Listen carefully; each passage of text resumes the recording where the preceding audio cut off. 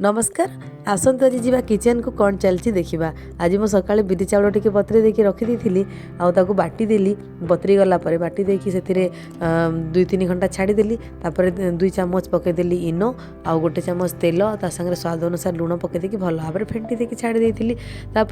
इडली कटोरी इडली बनवाई प्रस्तुत कली। प्रथम गोटे स्टील डेक्ची बसईदेली अल्प टे पानी दे गोटे स्टाण देदेली। छोट छोट साइज मो पाखे गिना था से तेल ग्रीसिंग करदेकी अल्प टे आण पकई देकी 10 मिनट छाड़देली। एपटे मुझे चटनी प्रिपरेसन करदेली।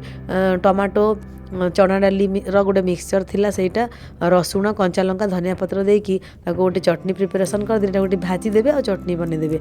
से चटनी टी झोल झोल करके भल लगे। मो पाखे पोड़ी गुंड थिला। आपण मैंने जब पोड़ी गुंडर व्यवहार करूना ताले करके देखंतु बहुत ही टेस्ट लगे। ये गोटे साउथ इंडियन गुंड ताको मु घी बा तेल जो भी आप गरम करदेवे टी से गुंड दे देकी इडली ऊपर स्प्रेड करने। बर्तमान गला रेडी।